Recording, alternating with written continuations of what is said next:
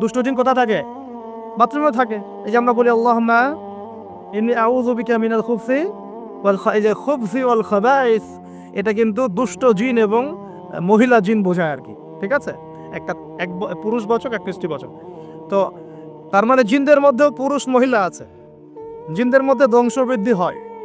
ঠিক আছে? ওই যে ইবলিস সম্পর্কে সূরা কাহাফে আল্লাহ পাক বলেছেন কানা মিনাল জিন, সে ছিল জিনদের একজন। ফাসাকা আন আমরি রাব্বি, সে তার রবের আদেশ লঙ্ঘন করে ফাসাকি করেছিল। ঠিক আছে? তো ওদের মধ্যে বংশবৃদ্ধি হয়। এখন বাথরুমে গিয়ে যদি এগুলো না করে বাম পা দিয়ে ঢোকেন, ঢোকার সময় বলেন বিসমিল্লাহ আল্লাহুম্মা ইন্নী আউযু বিকা মিনাল খুবসি ওয়াল খাবাইস, বসলেন এবং বাম পায়ে যে পায়ে আমি ব্যথা বলছি, বাম পায়ে ভর দিয়ে বসতে হয়। কোন পায়ে? আচ্ছা, এখন ইংলিশ টয়লেটের মধ্যে এখন বসেন বাম পায়ে ভর দিয়ে, কেমন করে বসবেন বলেন? আমি বলি, কিছু মনে করেন না, আমি বলি কি, আমরা প্রত্যেক দিন নামাজে বলি, সবাই বলি, ইমাম মুক্তাদি সবাই বলি গায়রিল মাগদুবি আলাইহিম ওয়ালাদ-দাল্লিন। মনে আছে? এখানে নবীজিকে প্রশ্ন করা হচ্ছে, ইয়া রাসূলুল্লাহ, মাগদুব কারা, দল্লিন কারা? আমরা যে বলি নামাজে আল্লাহ আমাকে মাগদুবের পথ থেকে বাঁচাও, দল্লিনের পথ থেকে বাঁচাও, ইহদিনাস সিরাতাল মুস্তাকিম, সরল পথ দেখাও। তো ইয়া রাসূলুল্লাহ সাল্লাল্লাহু আলাইহি ওয়াসাল্লাম, এই মাগদুব কারা আর দল্লিন কারা? নবীজি বলছেন, এক বাক্যে বলছেন, শোনো, আল মাগদুব, মাগদুব হচ্ছে হুমুল ইহুদি, তারা হচ্ছে ইহুদি জাতি। কারা? ইহুদিরা কোথায় আছে এখন? হ্যাঁ, নামটা মনে থাকবে তো? আচ্ছা, ও কিন্তু এখন শক্তিশালী, আর ওরাই কিন্তু দাজ্জালকে অনুসরণ করবে, এটা মাথায় রাখেন। আচ্ছা, আর অনেকদিন বলছি দাজ্জাল বিশ্ব শাসন করবে, মানে কি, বিশ্বের প্রত্যেকটা ডিপার্টমেন্ট শাসন করবে।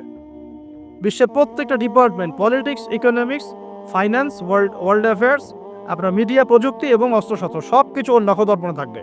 সবকিছু না হলে সে বিশ্ব শাসন করতে পারবে না, সম্ভব না। কেউ যদি বিশ্বের অর্থনীতি নিয়ন্ত্রণ করতে না পারে, সে কি বিশ্ব শাসন করতে পারবে? এই যে শ্রীলঙ্কা কি বিশ্ব শাসন করতে পারবে? পাকিস্তান পারবে? পাকিস্তান কয়দিন পর দেউলিয়া হয়ে যাবে। পাকিস্তান কয়দিন পর কি হবে? দেউলিয়া হয়ে যাবে। হ্যাঁ, ওদেরকে দেখে যদি আমরা শিক্ষা না নেই, তাহলে আমাদের কপালও খারাপই আছে। বাংলাদেশ, ওইটা বললাম, ওদেরকে দেখে যদি আমরা শিক্ষা না নেই, তাহলে আমাদের খরিও তো খারাপ আছে। আল্লাহ হেফাজত করুন বলে আমিন। তো যেটা বলছিলাম, বিশ্ব শাসন করতে হলে বিশ্বের সব ডিপার্টমেন্ট শাসন করতে হবে, কি হবে না? হবে। এখন আমরা সূরা ফাতিহায় পড়ি গায়রিল মাগদুবি আলাইহিম, আল্লাহ তুমি আমাদেরকে ইহুদিদের পথ থেকে বাঁচাও, ওয়ালাদ-দাল্লিন, দাল্লিন মানে নবীজি বলছেন হুমুন নাসারা, তারা হলো ওই নাসারা বা খ্রিস্টান জাতি যারা বলে যে আল্লাহর সন্তান আছে। বলেন আল্লাহ পাকের সন্তান আছে? আমরা কি বলি? লাম ইয়ালিদ, তিনি কাউকে জন্ম দেননি, কারো কাছ থেকে জন্ম। কিন্তু এই যে 200-300 কোটি খ্রিস্টান বলছে যে আল্লাহর সন্তান আছে, নাউযুবিল্লাহ। এই জন্য ওরা দল্লিন, পথভ্রষ্ট। দল্লিন মানে কি? পথভ্রষ্ট। তো নবীজি স্পষ্ট বলছেন যে গায়রিল মাগদুবি আলাইহিম ওয়ালাদ-দাল্লিন, এখানে মাগদুব আর দল্লিন মানে হচ্ছে, মাগদুব হলো ইহুদিরা গজবপ্রাপ্ত, আর দল্লিন হচ্ছে নাসারা আবার খ্রিস্টান জাতি। এখন আপনার সাথে আমার কথা, আপনাদের সাথে আমার কথা, আমাদের পলিটিক্স থেকে শুরু করে বাথরুমের কমোড পর্যন্ত, ঠিক আছে, আইন কানুন থেকে শুরু করে আমাদের চেহারা সুরত পর্যন্ত, আমাদের পোশাক পরিচ্ছদ থেকে শুরু করে অর্থনীতি, পরিবার, সবকিছু, এই সবকিছু ওই দুই জাতির অনুসরণে গড়ে উঠেছে। এটাই সবচেয়ে বড় আফসোসের কথা আমাদের জন্য, সবচেয়ে বড় আফসোস। বাথরুমটাও নিজের মতো করতে পারলাম না। ঠিক আছে, এই যে দেখবেন কমোডে কি বাম পায়ে ভর দিয়ে বসা যাবে? আচ্ছা, ওইখানে কাপড় কি পবিত্র রাখা যাবে? কিভাবে ইউজ করে আমি এখনো বুঝি না, কেমন করে ইউজ করে। ঠিক আছে, আরো আরো নতুন পদ্ধতি আসছে, এটা শুনলে আরো হাসবে। বিভিন্ন জায়গায় যাওয়া হয়, আলহামদুলিল্লাহ, আল্লাহ বলেছেন সিরু ফিল আরদ, জমিনে বিচরণ করো, আল্লাহ বলেছেন কোরআনে সিরু ফিল আরদ, তোমরা জমিনে ঘুরে দেখো, ফানজুর কাইফা কানা আকিবাতুল মুকাজ্জিবিন, দেখো যে আল্লাহকে যারা মিথ্যা প্রতিপন্ন করেছে, আল্লাহর সাথে সীমা লঙ্ঘন করছে, ওদের কি পরিণত হয়েছে। দেখলাম যে এখন ইংলিশ টয়লেটও গায়ে এখন দিয়ে রাখছে কিছু কিছু বাটি, কি দিয়ে রাখছে, ছোট ছোট টুকরা দেয়া আছে প্লাস্টিকের, এবং হ্যাঁ সিরামিক্সের মনে হয়। তো ওইখানে দাঁড়ায় দাঁড়াই করতে হয়, 1 নাম্বার করলে দাঁড়ায় দাঁড়াই করতে হয়, এবং সবগুলো একই মাপের দেওয়া আছে। এখন যদি ব্যক্তির কারো হাইট হয় 6 ফিট, কারো 5 ফিট, কারো 4 ফিট, কারো 2 ফিট, 3 ফিট, এই পার্থক্যে কিভাবে সে মেকআপ করবে আল্লাহ ভালো জানে, এটা কেমন করে ম্যাচ করবে আল্লাহ ভালো জানে। কাউকে টুলের উপর দাঁড়াই করতে হবে, কাউকে একটু নিচু হয়ে করতে হবে, মানে মাপ তো একই। আরও যে কি কি দেখতে হবে আল্লাহ ভালো জানেন। তো প্রিয় ভাইরা, বাথরুম করতে গিয়ে যদি নবীর সুন্নাহ মতো করেন, এখান থেকে কথাগুলো আসছে। যদি বাম পা দিয়ে ঢোকেন বা পায়ে ভর দিয়ে বসেন, দেখবেন ইস্তেঞ্জা করেও শান্তি পাচ্ছেন। নবীর প্রতিটা সুন্নত বৈজ্ঞানিক। যে সুন্নত আপনি পালন করবেন, আপনি বৈজ্ঞানিক উপকারিতাও পাবেন ইনশাআল্লাহ। এই যে একটু আগে এক ভাই বলছিল, আপনি তো খানই না হুজুর, 1 চামচ কি 1.5 চামচ ভাত খাচ্ছে, খানই না। তাই আমি বললাম যে আমি কম খাওয়া হুজুর, কারণ নবী সাল্লাল্লাহু আলাইহি ওয়াসাল্লাম কি শিখিয়েছেন? তিনি বলেছেন, আমরা যা খাই না, তিনি নবী হওয়ার পরে মনে হয় সেটাও খেতে পারেন নাই। বিশ্বাস করছেন না? এরকম 3টা মাসের চাঁদ চলে যেত যে নবী সাল্লাল্লাহু আলাইহি ওয়াসাল্লামের বাসায় চুলাও জ্বলে না। আর আমাদের তো একবেলা যদি না খাই তাহলে আল্লাহর উপর কত শিকায়াত, কত অভিযোগ, তাই না ভাই?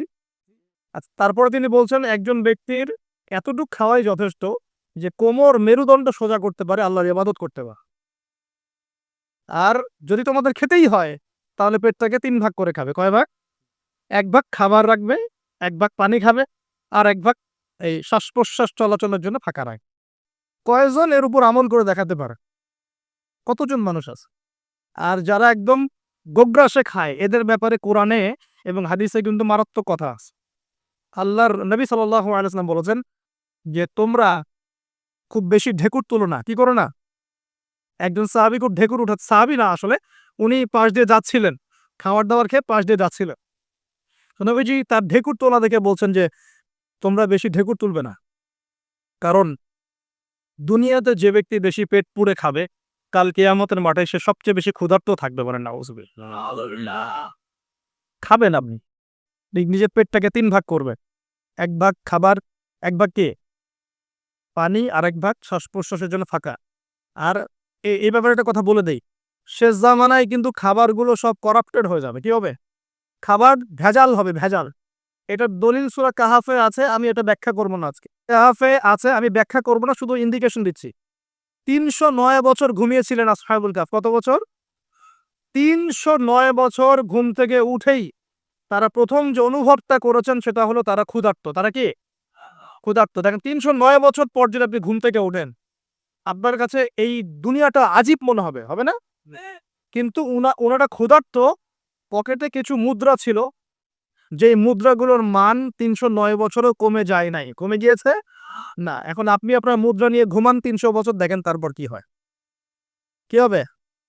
টাকা থাকবো না যাইবো গা? আচ্ছা। তারপরে শুনেন, এরপরে উঠেই তারা বলছে ফালিয়ানজুর আইয়ুহা আজকা তুআমা। এই মুদ্রাগুলো দিয়ে বাজারে কাউকে পাঠাও। তোমাদের ৯ জন ১০ জনের মধ্যে একজনকে বাজারে পাঠাও। ফালিয়ানজুর, সে যেন বাজারে গিয়ে দেখে আইয়ুহা আজকা তুআমা, কোন খাবারটা পবিত্র খাবার, ফ্রেশ খাবার। ঘুম থেকে উঠেও ফ্রেশ খাবারের দিকে তাদের নজর কেন? আর এই সূরা আপনাকে দাজ্জালের ফিতনা থেকে বাঁচাবে কেন? আর দাজ্জালের যুগেই বা সব, দাজ্জালের শাসনের যুগে সব খাবারগুলো আস্তে আস্তে ম্যানুফ্যাকচার্ড এবং ভেজাল হচ্ছে কেন? এগুলোর মধ্যে মিল আছে না?